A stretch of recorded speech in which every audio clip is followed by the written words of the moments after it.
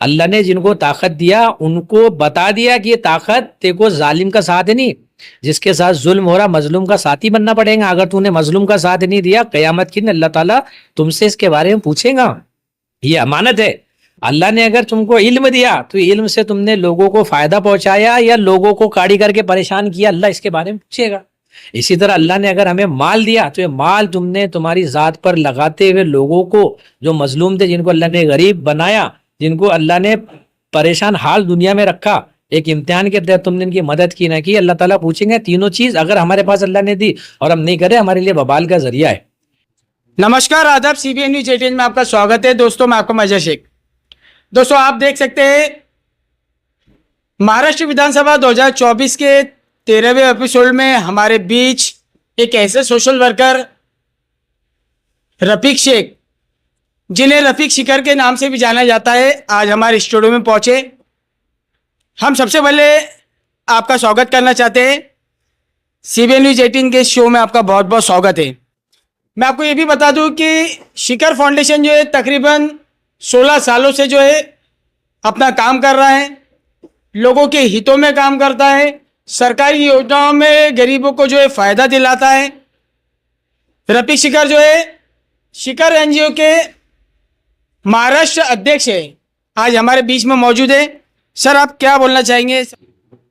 नहमदुहु व नुसल्ली अला रसूलिल करीम, अम्मा बाद, आऊज़ु बिल्लाहि मिनश शैतानिर रजीम, बिस्मिल्लाहिर रहमानिर रहीम।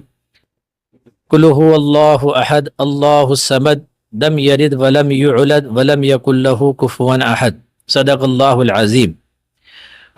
मैं मज़हर भाई, मैं सबसे पहले सीबीएन न्यूज़ 18 का तहे दिल से शुक्रिया अदा करता हूँ कि जिन्होंने मुझे विधानसभा के इस मंच पर बुलाया, और साथ ही साथ मैं आपसे माफ़ी भी चाहता हूँ कि मैं 10-15 दिनों से मतलब मसरूफियत की वजह से 10-15 दिन आपके शो में लेट आया, तो मैं आपसे तहे दिल से माफ़ी भी चाहता हूँ। सबसे पहले तो एक सवाल उठ रहा है कि आप जो है बीजेपी के मंच में नजर आए। पहली बात तो मेरी ये समझ में नहीं आया कि बीजेपी का कौन सा मंच जहाँ में मौजूद था, कि मैं तो बीजेपी के किसी भी मंच में नहीं गया। नहीं सर, ये सवाल जो है जनता का है, लोग जानना चाहते हैं, लोगों ने उसको महसूस किया क्योंकि उस मंच से सावकर साहब ने भी जो ऑटो के लिए अपील की, वहाँ पे बैठे हुए सभी जो मुस्लिम समुदाय के बड़े बड़े लीडर थे, उन्होंने जो है ऑटो के लिए अपील की। तो लोगों का कहना है कि वो बीजेपी का मंच था। आपको क्या लगता है? कौन सा मंच और कहाँ पर, मेरी तो कोई समझ में नहीं आया। सर, रजा टावर चौक में, जो कि उसनुद्दीन पेंटर ने एक प्रोग्राम रखा था, उस मंच की बात कर रहा हूँ मैं। तो भाई सबसे पहले मज़हर भाई, मैं आपको बता दूं कि आपने जो सवाल पूछा उसी में आपका जवाब है कि आपने कहा कि उसनुद्दीन पेंटर ने जो रखा था। मज़हर भाई, सबसे पहले मैं आपको ये बता दूं कि मेरा ताल्लुक किसी भी पार्टी से नहीं है। मैं ना बीजेपी, ना कांग्रेस, ना राष्ट्रवादी, ना शिवसेना, कोई भी पार्टी से मेरा कोई संबंध नहीं है। मैं एक आम सोशल वर्कर हूँ, एक आम आदमी हूँ, मेरा कोई पार्टी से कोई लेना देना नहीं है। और रही बात आपने जो कहा कि वो बीजेपी का मंच था, तो मैं आपको बताना चाहूँ कि असल बात ये थी कि हमारे इलाके की एक मशहूर शख्सियत है जिसको हम उसनुद्दीन पेंटर के नाम से जानते हैं, उसनुद्दीन दादा उनको बोलते हैं। उसनुद्दीन दादा के एक फ़ोन पर आमदार साहब ने 15 करोड़ का रोड सैंक्शन किया। तो अब इसमें उसनुद्दीन दादा ने अकेले क्रेडिट ना लेते हुए उन्होंने समाज के तमाम जिम्मेदारों को वहां पर आमंत्रित किया कि भाई आप आओ, आपके हाथों आमदार साहब का सत्कार रखना है, एक शासकीय प्रोग्राम। तो उसनुद्दीन दादा के उस फोन को कोई भी काट नहीं पाया, किसने भी अवॉइड नहीं किया। उनके एक फोन पे तमाम मुस्लिम जिम्मेदार थे, वहां उस मंच पे आए, तो वो एक सत्कार प्रोग्राम था। अब ये बोलना कि वो बीजेपी का मंच था, तो ये नॉट फेयर, अच्छी बात नहीं है। अब रही बात इसमें ऐसे कि अकेले अगर आमदार के आ जाने से अगर वो बीजेपी का मंच होता है, तो ये गलत बात है, क्योंकि हमने बहुत सारी जगह देखा कि ईद मिलन का प्रोग्राम रजा टावर पे हुआ, वहां भी संजय सौकारे जी आए थे। लेकिन सर, वहां पर ऑटो के लिए अपील नहीं की गई ना, अपील करने से वो मंच बीजेपी का हो गया, ऐसा लोगों का मानना है। जी बिल्कुल, आपकी बात सही है। मेरी पूरी कंप्लीट बात हो जाए, फिर आप उसके बाद सवाल करना। मैं ये कह रहा हूँ आपसे कि आमदार साहब इसके अलावा भी बहुत सारे प्रोग्राम्स में आए, मुस्लिम मंच में भी आए, रजा टावर पे भी आए, और शायद पुलिस डिपार्टमेंट के साथ जो हमने ईद मिलन का प्रोग्राम, रोज़े अफ्तार का प्रोग्राम किया था, उसमें भी आए। तो कि ये सारे बीजेपी के प्रोग्राम थे, ऐसा नहीं है। ये प्रोग्राम जो था ये मुस्लिम समाज की तरफ से शासकीय काम को अप्रिशिएट करने के लिए रखा गया था। लेकिन अब इसमें अगर व्यक्तिगत कोई अपनी राय पेश करता है तो उसमें तो ना उसनुद्दीन ज्यादा जिम्मेदार है, ना जितने वहां पर आए थे लोग, जितने भी हमारे मुस्लिम लीडर आए थे, कि मैं समझता हूँ सारे हमारे सरपरस्त थे, हमारे कौम के जिम्मेदार थे, हमारे कौम के एक हैसियत रखने वाले लोग थे। तो उनका तो कोई कसूर नहीं है ना। वो तो जब किसी को अगर भाई माइक पे दो अल्फाज बोलने के लिए कहा गया और वो अपनी राय रखते तो उनका वो व्यक्तिगत राय थी, उनकी व्यक्तिगत चीजें थी। हमारे हाजी सलीम साहब पिंजारी, सोहेल पठान साहब और भी इनके साथ बहुत सारे लोग, संजय जी सौकरे के ऑफिस गए वार्डों की समस्या को लेके, तो क्या वो बीजेपी के हो गए? देखो ऐसा नहीं है। एमएलए जो है वो प्रतिनिधित्व करता है अपने असेंबली का, अपने वार्ड का, अपने इलाके का। तो उसके पास अब हम समाज से जुड़े हुए लोग हैं सब, जितने भी नाम मैंने आपको लिया, और लोग हमारे पास काम के लिए हक से आते, भाई समझ के, बेटा समझ के। अब मैं अकेला तो सारे काम कर नहीं सकता ना, या और भी जो दीगर सोशल वर्कर है या जो लोग है वो अकेले कुछ नहीं कर सकते। इसमें भागीदारी है सबकी। अगर मैं अपने एफर्ट लगा के 40-50% काम कर रहा हूं तो कहीं ना कहीं मुझे प्रशासन की जरूरत पड़ेगी, मुझे कई दफा पुलिस डिपार्टमेंट की जरूरत पड़ेगी। अगर मेरे वार्ड का कोई अननेसेसरी कोई केस आ गया कि उसमें जो है तो उसको जबरदस्ती फंसाया गया है ना, और वहां मेरे एफर्ट के ऊपर की ताकत लग रही, तो मुझे जाहिर सी बात है एमएलए को फोन करना पड़ेगा मुझे, या नगर अध्यक्ष को यूज करना पड़ेगा, या मुझे पॉलिटिशियन में किसी ना किसी को तो फोन करना पड़ेगा ताकि वो काम हो। इसी तरह तहसीलदार ऑफिस का है, एसडीएम ऑफिस का है। तो हम समाज से जुड़े हुए लोग हैं। जब लोगों की समस्या हम तक आएगी और वो हमारे एफर्ट के बाहर की है तो जाहिर सी बात है प्रशासन का यूज करना ही पड़ेगा। और हम जब तक सिस्टम से जुड़ेंगे नहीं तो सिस्टम से जुड़ के तो हम लोगों के काम नहीं कर सकते ना। और हमारे तो खुद के काम है नहीं कि अभी मेरे कोई चीज है और मुझे मेरे काम करना है, मेरे 2 नंबर के बिजनेस है, मुझे बचना है, इसलिए एमएलए का, नगर अध्यक्ष का, किसी और का सहारा लेना है। हम तो सोशल वर्कर है, हम इनके पास जाते भी तो लोगों के लिए जाते। तो जितने भी लोग एमएलए के पास गए, ऑफिस में गए, या उनको बुलाया, या सलीम सेठ चूड़ी वालों ने उनको अपने स्टेज पे बुलाया, या वो गए, कहीं भी गए या मेरे आए, तो एक कड़ी जुड़ी हुई है सबकी कि भाई लोगों के काम होना चाहिए, वो इम्पोर्टेंट है। और हम भी यही सोच को इम्पोर्टेंस देते हैं कि भाई लोगों के काम होना चाहिए। सबसे इम्पोर्टेंट चीज ये कि लोगों के काम होना। सर, हमारे इस शो में बहुत से प्रवक्ता आ रहे। एक प्रवक्ता ने जो आरोप भी लगाया कि वहां पर मंच पे जो जितने भी मुस्लिम लीडर बैठे हुए थे, सभी पक्ष के लोग बैठे हुए थे, उन्होंने इस तरह का आरोप लगाया कि कोई अपने खासगी फायदे के लिए बैठा था, कोई अपने एनजीओ को फंड मिल जाता इसके लिए बैठा था, कोई अपने आप को टेंडर मिल जाए इसलिए बैठा था, कोई अपने पर केसेस से उसको बचाने के लिए बैठा हुआ था। इस तरह की जो है उन प्रवक्ता ने यहाँ पर बात करके गए, ऐसी बात जो है सामने आई। अच्छा, कौन से प्रवक्ता ने कहा? मैंने तो नहीं सुना, ना मुझे पता है, लेकिन शायद मैं आपके प्रोग्राम के बाद जब भी टाइम मिले तो देखूंगा जरूर। लेकिन ये गलत बात है। देखो, मैं जहाँ तक इस चीज को समझता हूँ, क्योंकि हम लोग प्रैक्टिकल लोग हैं, हम जबान उठाकर टालू पे लगा दे और किसी के लिए कोई कमेंट कर दे, किसी के बारे में कुछ गलत सोच ले, वो सोच हमारी नहीं है। मैं आपको बताऊंगा, वहां पे सलीम सेठ चूड़ी वाले मौजूद थे। क्या आप उनको क्रिमिनल मानते हैं? उन पे केसेस होंगे, वो केसेस के लिए आए थे या वो टेंडर लेने आए थे? वहां पे फिरदौस होटल वाले वारिस भाई के वालिद भी थे, उनकी पूरी फैमिली के लोग थे, दीनदार लोग, नमाजी लोग हैं। उनको ना कोई टेंडर से मतलब है, ना उन पे कोई केसेस है। या आप बात करें कि वहां पे हामिद भुसावली साहब मौजूद थे, जो पूरी दुनिया के अंदर माशाल्लाह भुसावल के नाम को रोशन कर रहे हैं, तो क्या वो क्रिमिनल है या वो टेंडर लेने आए थे? तो ये सब गलत बात है। देखो, ये जितने भी लोग थे हम इनको हमारा बुजुर्ग मानते, हमारे सरपरस्त मानते, और हम इनकी सरपरस्ती में काम कर रहे हैं। उसमें सलीम बंगर वाले भी मौजूद थे, सलीम भाई हाजी साहब, उसमें नासिर सेठ भी मौजूद थे। तो ये सारे जितने भी लोग हैं, उसमें आशिक सेठ मौजूद थे, तो कई टीचर हजरात उसमें थे। तो ये सारे जो लोग थे हमारे, मैं इनको अपना सरपरस्त मानता हूँ, हमारे बुजुर्ग मानता हूँ, और हमारी कौम का ये कीमती सरमाया है। तो इनके खिलाफ ऐसे कमेंट करना मेरे को लगता है उचित बात नहीं है, अच्छी बात नहीं है। मैं इसको मतलब इसको मैं ध्यान में भी नहीं लेता। इसको मैं ये बात को, ऐसी बातों को हम इस कान से सुन के इस कान से निकालते कि चीजों में सच्चाई नहीं है। सब जिम्मेदार और अच्छे लोग थे, और वो एक शासकीय प्रोग्राम था इसलिए वो लोग आए थे। अब रही बात एनजीओ के फंड की, तो मैं मेरी बात बताता हूँ। वहां तो और कौन एनजीओ संस्था के लोग थे, मैं उनके बारे में नहीं कहूंगा कि इसके बारे में टिप्पणी करना बगैर सोचे समझे गलत बात है। मैं मेरी बात बताता हूँ कि शिखर 2008 से रन कर रही है भुसावल महाराष्ट्र में। अल्लाह का शुक्र है, कोई भी एमएलए या कोई भी लीडर ये नहीं बता सकता कि हम लोग उसके बाद में किसी 1 रुपए डोनेशन के लिए गए या चंदे के लिए गए। यहाँ तक कि संजय जी सौकारे भी ये नहीं बता सकते कि हम कभी उनके पास डोनेशन के लिए गए या उन्होंने डोनेशन दिए। देखो, माहिती का अधिकार कानून है हमारे भारत में, आदमी उससे माहिती डाल के निकाल सकता है कि इसको क्या फंड मिला।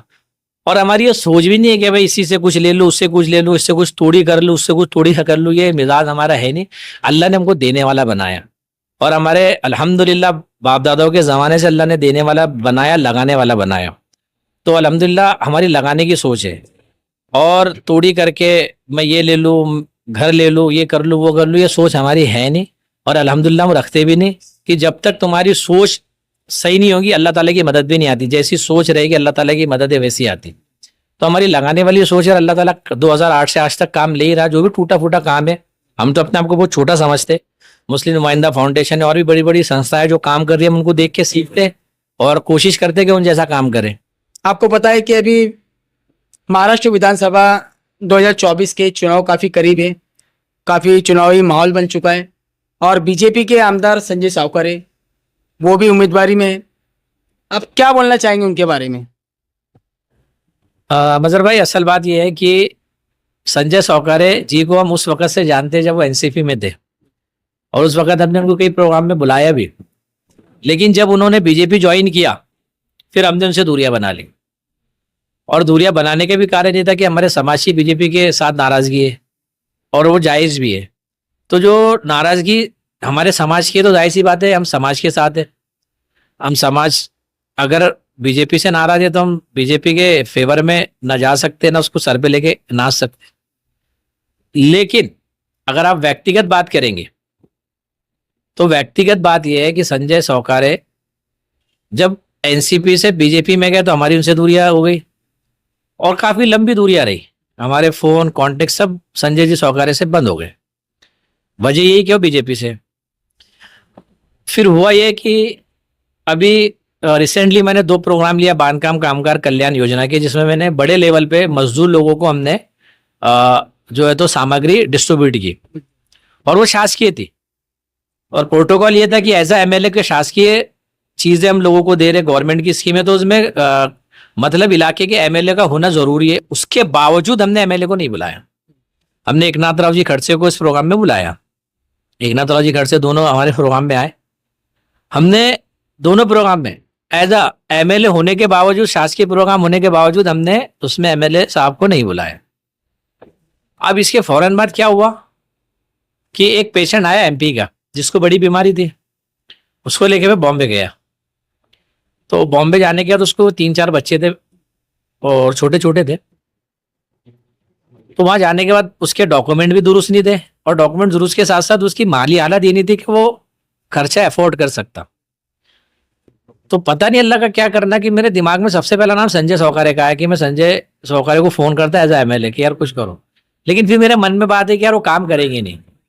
काम क्यों नहीं करेंगे कि सबसे पहले कि वो बीजेपी के, दूसरे कि मैं मुस्लिम, पेशेंट मुस्लिम, और तीसरा इतने सालों की दूरियां, और चौथा सबसे इंपॉर्टेंट है कि मैंने रिसेंटली उनको 2 प्रोग्राम में नहीं बुलाया जिसमें एज ए एमएलए उनको होना चाहिए था, मैंने नहीं बुलाया।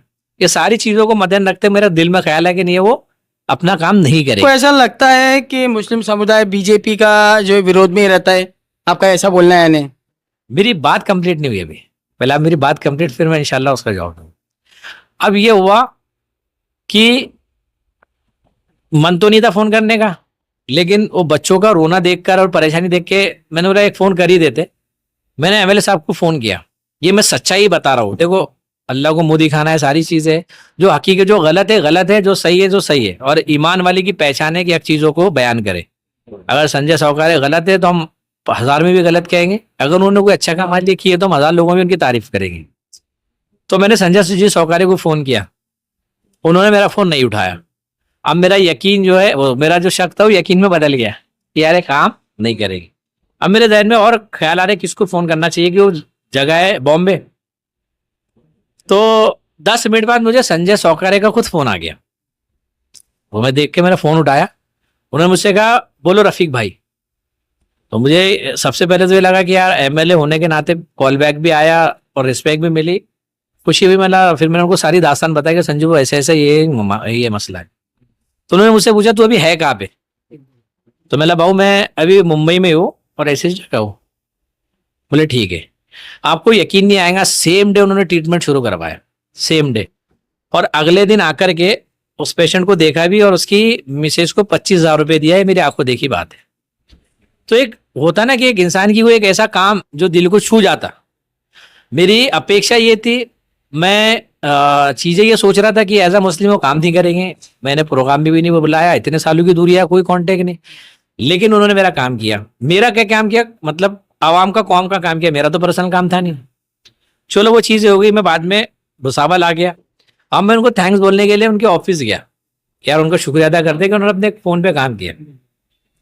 और जब हमारी बैठे थे, अब ये तुमने जो सवाल मुझसे पूछे अभी कि वह मुसलमान को लगता कि वो काम नहीं करते और नाराज है, तो ये टॉपिक पे मैंने उनसे बात किया।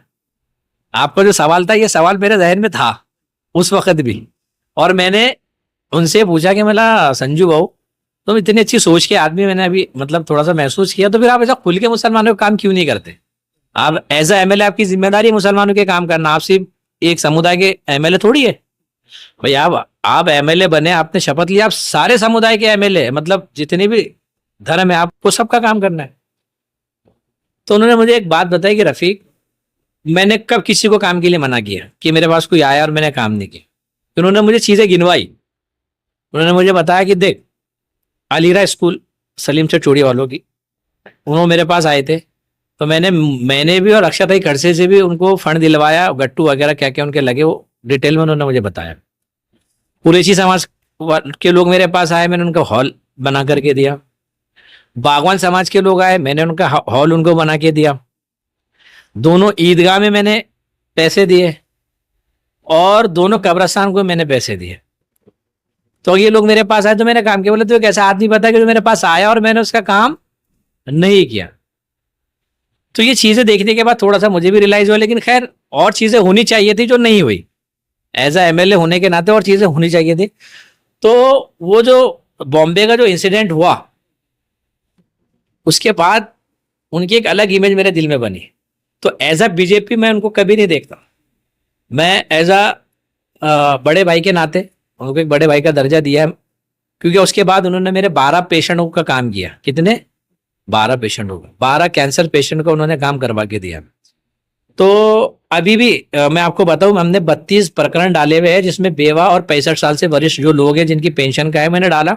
कई दिनों से डिले चल रहा था, तो मैंने संजू बाबू को बोला, मैंने संजू भाई ऐसा ऐसा मसला है, हमारे समाज की इतने इतने लोगों का है, तो कई दिनों से डिले, आप प्लीज उसको करो। मेरे सामने उन्होंने फोन किया, लेकिन अच्छा संहिता लगी हुई थी, लेकिन अच्छा संहिता के फौरन बाद पेंशनें शुरू हो जाएंगी। अब बताओ, इतने लोगों को पेंशन शुरू होगी, ये दुआओं का काम है नहीं है? तो मैं यही बोलना चाहता हूँ, घूम फिर के बाद वही आई कि हम जो सोशल वर्कर या जो भी समाज का काम करते हैं, ये इनको प्रशासन की जरूरत पड़ रही है, वरना आप काम नहीं कर पाएंगे। कि कई जगह ऐसी आती है, आप समझ सकते हैं।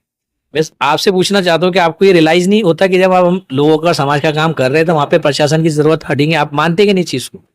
सर आपकी बात सही है, लेकिन सवाल वहाँ उठता है जहाँ आपने कहा कि आपने फ़ोन किया और सावकारे से आपने आपका काम किया, और आपने एक ये भी बात बताई कि आपने उनका शुक्रिया अदा करने उनके ऑफिस पहुँचे, और आपने वहाँ पर ये भी सवाल किया है कि आप मुसलमानों के काम क्यों नहीं करते, मुसलमान समुदाय के।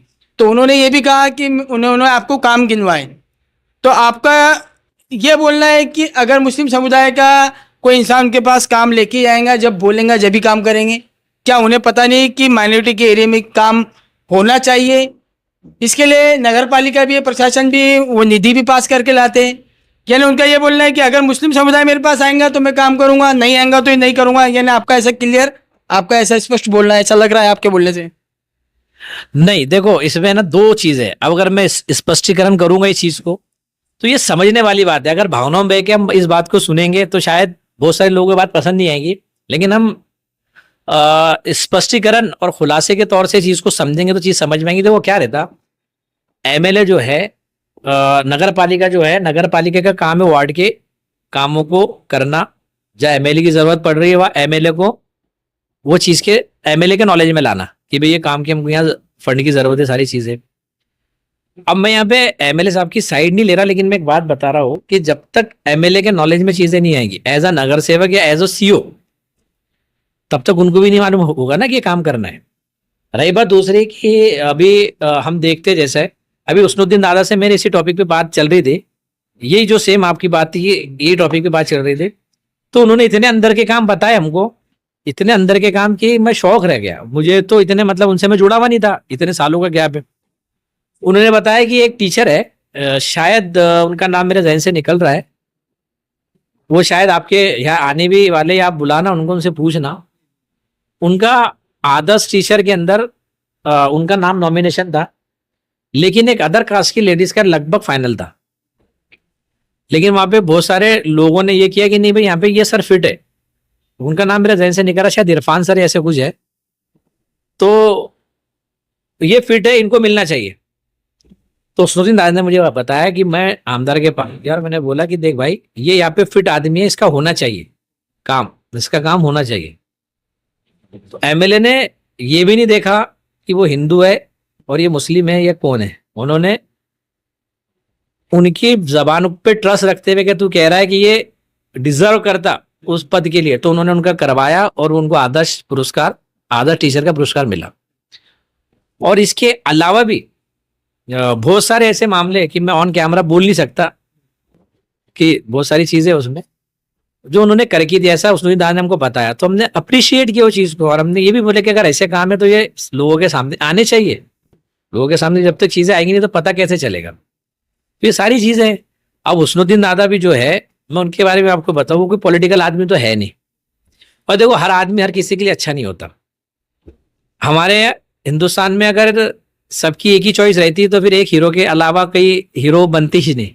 लेकिन कोई शाहरुख खान को पसंद करता है, कोई सलमान खान को, कोई विवेक ओबेरॉय को, है ना, कोई अभिषेक को। हर किसी की अपनी चॉइस है और हर किसी का अपनी अंडरस्टैंडिंग है। उसकी अंडरस्टैंडिंग किससे मिलती है? तो मेरे नजरिए से हुस्नुद्दीन दादा जो है, वो आज की तारीख में नॉन पॉलिटिकल होने के बावजूद जो उनका कमांड है अदर कास्ट के लोगों पर भी, मुस्लिम समुदाय के लोगों पर भी, मैंने ऐसा कमांड किसी का नहीं देखा। तो अब जो चीज अच्छी है उसको अप्रिशिएट करना चाहिए, हम उसको चीज उसको अप्रिशिएट कर रहे हैं। तो हुस्नुद्दीन दादा ने अकेले ने उनके फोन पे कई ऐसे काम करवाए जो उन्होंने हमें अभी हमको लेटेस्ट बताया, हमारे तो नॉलेज में चीजें नहीं थी। तो हमने सुन के उनको भी अप्रिशिएट किया है और एमएलए को भी अप्रिशिएट किया। अगर ऐसी चीजें हुई है तो ये चीजें सामने आनी चाहिए। बिल्कुल सर, आपने हुस्नुद्दीन पेंटर के बारे में तो कहा कि वो किसी पक्ष में नहीं, लेकिन पक्ष में नहीं होते हुए राष्ट्रवादी कांग्रेस पार्टी अजित पवार गढ़ को मजबूत करते हुए नजर आ रहे हैं। अभी बीच में तनारिका में कई लोगों का उन्हें प्रवेश करवाया, उसके साथ साथ आज भी जो प्रवेश हुआ, पक्ष में नहीं है लेकिन पक्ष को मजबूत कर रहे हैं, वो भी महायुति के। क्या बोलेंगे आप उस पर? देखो, ये जो सवाल आपने पूछा, ये हुस्नुद्दीन दादा का व्यक्तिगत मामला है। तो मेरी आपसे एक राय है कि ये सवाल उनसे पूछे तो ज्यादा बेहतर है, और इंशाल्लाह वो मेरे से ज्यादा बेहतर आपको बता पाएंगे अगर वो इस एक्टिविटी में है। बिल्कुल, उन्होंने भी हमें टाइम दिया, वो खुद आने वाले हैं। हमारी उनसे बातचीत भी हुई फ़ोन पर, तो उन्होंने कहा कि मैं आपके स्टूडियो में आके खुलासा करूंगा। अच्छा सर, एक आखिरी सवाल, आप युवाओं को, भुसावल तालुके की जनता को क्या मैसेज देना चाहेंगे? सर, मैं यही मैसेज देना चाहूंगा कि जाहिर सी बात है, हम जिस फील्ड में, उसी फील्ड के हम लोगों को दावत देंगे कि भाई अल्लाह के वास्ते आपस में मोहब्बत को कायम करो। देखो, इख्तलाफ राय हो सकती है हर किसी की। दौरे सहाबा में भी इख्तलाफ राय थी। हम अगर दौरे सहाबा की बात करें तो वहां भी इख्तलाफ राय थी, लेकिन उसके बावजूद वो लोग आपस में एक दूसरे से मोहब्बत करते थे। भाई, हमें एक दूसरे से मोहब्बत करें, एक दूसरे को इज्जत दे। और अगर कोई हमारा भाई किसी गुनाह में मुलव्विस है या कोई गलत काम कर रहा है तो हम उसके गुनाहों से नफरत करें, उससे नफरत ना करें, उसके फेल से नफरत करें कि जो काम कर रहा है उससे नफरत ना करें, क्योंकि मोमिन अल्लाह के नज़दीक बड़ा कीमती है। और है ही दूसरी बात कि हमारे नबी मोहम्मद सल्लल्लाहु अलैहि वसल्लम रहमतुल लिल आलमीन थे, पूरे आलम के लिए नबी बनाकर आप भेजे गए। तो उसमें हिंदू, मुस्लिम, सिख, ईसाई सब आ गए। तो हमारी ज़ात से निकलने वाले जो भी अमाल है, वो अमाल से इंसानियत को फ़ायदा पहुंचना चाहिए। अब वो कोई भी धर्म का, कोई भी जाति का इंसान हो सकता, उसको हमारी ज़ात से फ़ायदा पहुंचना चाहिए। ये हमारे नबी की तालीमात है। देखो, नमाज का नहीं, अगर नमाज छूट रही है, रोज़ा छूट रहा है, ज़कात छूट रही है, ये जो चीज़ें है जो अल्लाह के जो जिसका ताल्लुक डायरेक्ट अल्लाह से, तो अल्लाह ताला जो है उसको माफ़ भी कर सकता हो, अल्लाह के इख्तियार की बात है। लेकिन हुकूकुल इबाद जो है जो मखलूक का अल्लाह ने हम पर हक रखा, अगर हमने उसको सही तरीके से अदा नहीं किया तो अल्लाह ताला इसको माफ़ नहीं करेंगे। अल्लाह ताला कहेंगे, उन्हीं के ताबे करेंगे, वो जब तक माफ़ नहीं करेगा मैं तुमको माफ़ नहीं करूँगा।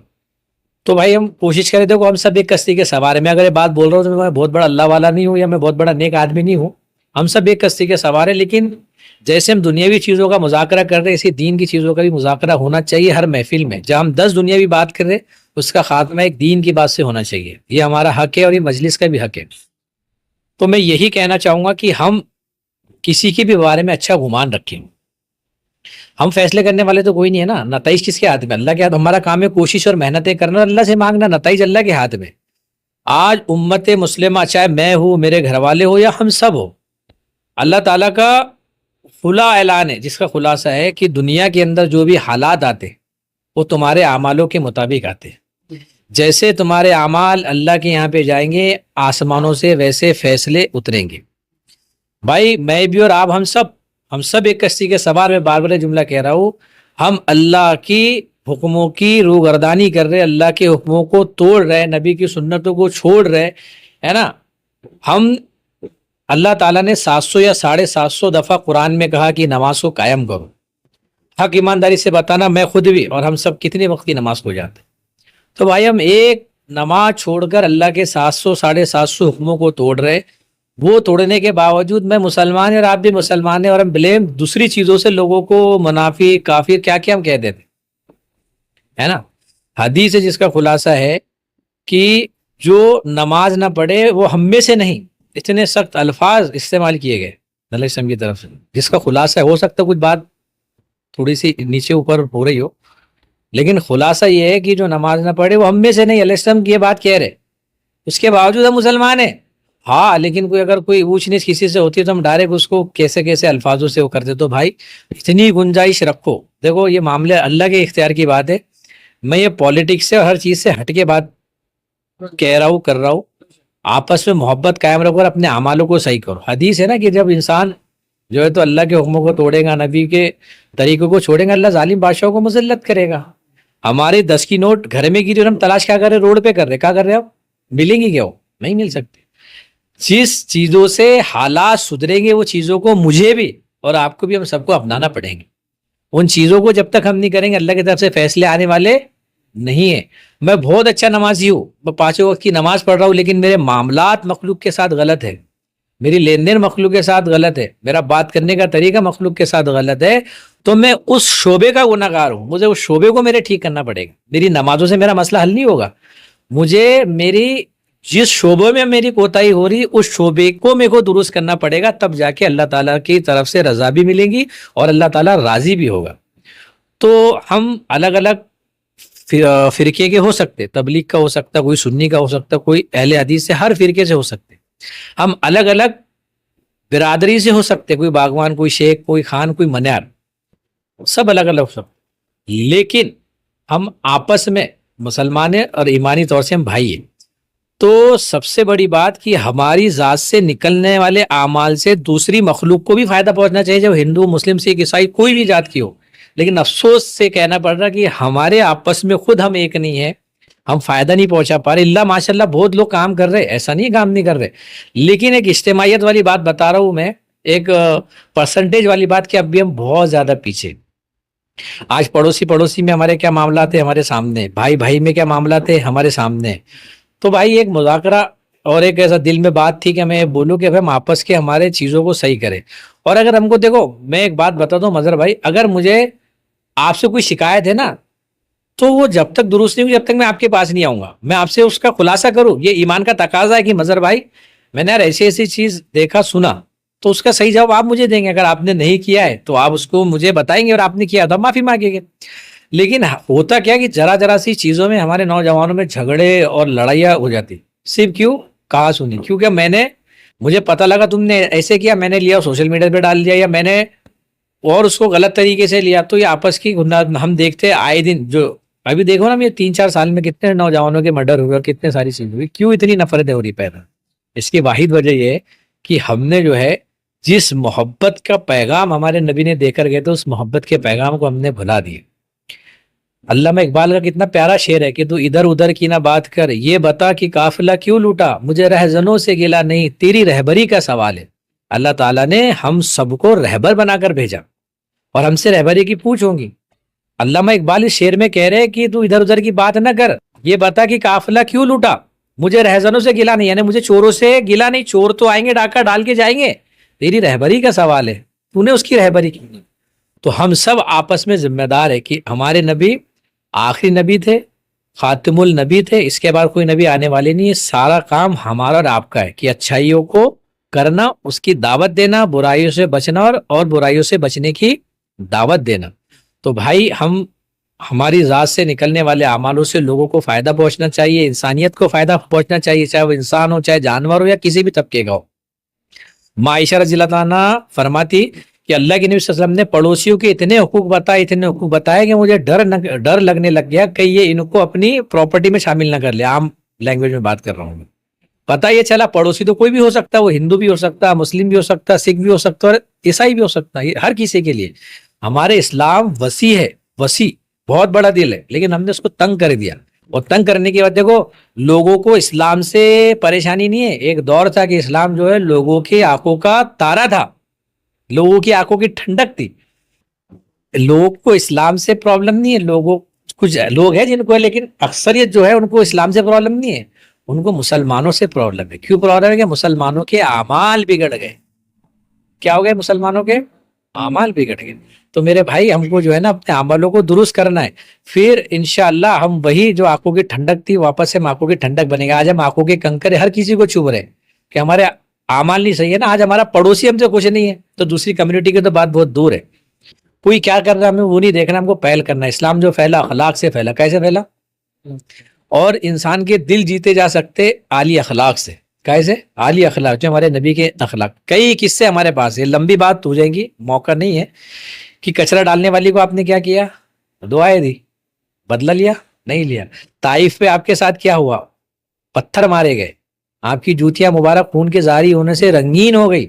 लेकिन मेरे आका ने, काली कमली वाले ने कयामत तक के इंसान आने वाले इंसानों को सिखाया कि अगर ऐसा भी वक्त आए तो तुम अखलाक पेश करो। और फिर आपके अखलाक ही से वो लोग मुतासिर हुए ना, आपके अखलाक से मुतासिर हुए। ख्वाजा मोइनुद्दीन चिश्ती रहमतुल्लाह अलैह ने जो संजर से लेके ढाका का सफर किया, जो लोग मुतासिर हुए काय से हुए? आपके बयानों से हुए? नहीं भाई, आपके अखलाक से हुए। कैसे हुए?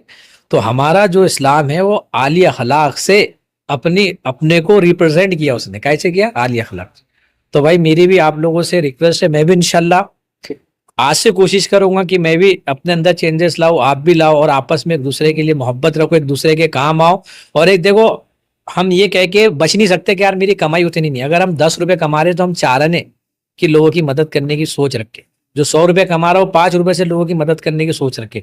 देखो आपके माध्यम से बात निकली तो मैं बता दूं, मैंने रमजान में ऐसे भी लोग देखे जो 300-400 रुपए रोज कमाते है ना, तो उसमें उनको रमजान भी चलाना है, इफ्तार भी करना है, बच्चों के कपड़े भी बनाना है। तो मैंने ऐसे भी लोग देखा कि वो बेचारे अगर 4 घर में रोजेदार है ना तो 1 डजन 30 रुपए के नहीं लेंगे कि भाई 30 रुपए वेस्ट होंगे, तो 4 केले लेते हैं, 4 समोसे लेते हैं। ऐसे भी देखो मेरे आंख पे काटे आ रहे इस वक्त बात बताते हुए कि मैंने अपनी आंखों से देखा। तो ये गरीब पैदा हुए, इनका कसूर थोड़ी था, इनका कसूर थोड़ी था कि गरीब पैदा हुए। अल्लाह ने हमारी इबरत के लिए पैदा किया, जिनको अल्लाह ने माल दिया। 3 चीजें बुनियादी है जिसका अल्लाह ताला पूछेगा। अल्लाह ताला ने माल दिया, ताकत दी और इल्म दिया। अल्लाह चाहते सबको देते, अल्लाह ने सबको दिया क्या? नहीं। और अल्लाह ने जिनको दिया उन्होंने अर्जी लगा के आए थे कि अल्लाह हमको ये ताकत देना या वो देना, माल देना। अल्लाह ने जिनको ताकत दिया उनको बता दिया कि ये ताकत तेको जालिम का साथ नहीं, जिसके साथ जुल्म हो रहा मजलूम का साथी बनना पड़ेगा। अगर तूने मजलूम का साथ नहीं दिया, कयामत की अल्लाह ताला तुमसे इसके बारे में पूछेगा। ये अमानत है। अल्लाह ने अगर तुमको इल्म दिया तो इल्म से तुमने लोगों को फायदा पहुंचाया या लोगों को काड़ी करके परेशान किया, अल्लाह इसके बारे में पूछेगा। इसी तरह अल्लाह ने अगर हमें माल दिया तो ये माल तुमने तुम्हारी जात पर लगाते हुए लोगों को, जो मजलूम थे, जिनको अल्लाह ने गरीब बनाया, जिनको अल्लाह ने परेशान हाल दुनिया में रखा, एक इम्तिहान के तहत तुमने इनकी मदद की ना की, अल्लाह ताला पूछेंगे। तीनों चीज अगर हमारे पास अल्लाह ने दी और हम नहीं करे, हमारे लिए बबाल का जरिया है। तो ये सारी चीजों का निचोड़ ये है कि हम एक दूसरे की मदद करने वाले बने। हर किसी के, तो जिसको इल्म है वो इल्म से करे, गवर्नमेंट की स्कीमों का नॉलेज ले, लोगों को बताए, है ना, लोगों की हेल्प करे। अब अल्हम्दुलिल्लाह हम क्या कर रहे हैं बताने की जरूरत नहीं। देखो मैं यहाँ बैठकर किसी ने भी अच्छी बात कर लूँ, अपनी कितनी भी अच्छी तारीफ कर लो और किसी को कितना भी अच्छा क्रिटिसाइज कर लो, लेकिन मैं एक समाज में रहता हूँ, समाज मेरी लाइफ देख रही है क्या है। ऐसे यहाँ जो भी आता, जो भी बात करके जाता, तो समाज उनको देख रहा है वो कौन क्या बात कर रहा है और उसकी प्रैक्टिकल लाइफ क्या है। कॉल और फेल में जो है ना फर्क नहीं होना चाहिए, जो कॉल है वही फेल होना चाहिए। और जब आदमी के कॉल और फेल में फर्क आएगा तो आज मैं कितनी भी अच्छी यहाँ पे मेरी तारीफ कर लूँ और किसी दूसरे पे इल्जाम लगा दूं और क्रिटिसाइज कर लूँ, लेकिन मेरी जिंदगी समाज के अंदर बीत रही है, समाज देख रहा है मैं क्या हूँ। ऐसे औरों लोगों को भी देख रहा है, ये दुनिया है, सब जानती है, कोई किसी के सामने ढका छुपा नहीं है। तो अल्लाह ताला से दुआ है कि अल्लाह ताला हम हमारे अंदर एकता पैदा करे, अल्लाह ताला हमारे अंदर नाइत्तेफाकियों को ख़त्म करे, अल्लाह ताला हमको भाईचारे के साथ, मोहब्बत के साथ रहने की तौफीक दे, अल्लाह ताला हमारे इस मुल्क के अंदर अमन कायम करे, अल्लाह ताला हर कम्युनिटी के लोगों को एक साथ मोहब्बत के साथ रहने की तौफीक दे कि वो हमारी ईदों में आए, हम रमज़ानों में उनके, वो हमारी ईदों और रमज़ानों में आए, हम उनकी दिवालियों में जाए।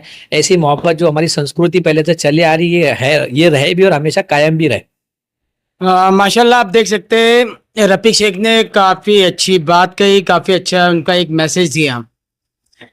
आपको बता दूं कि ये काफ़ी सालों से जो है लोगों की मदद करते आ रहे हैं एनजीओ के माध्यम से, शिखर फाउंडेशन के माध्यम से, और इसी तरह जो है वो मदद करते रहेंगे।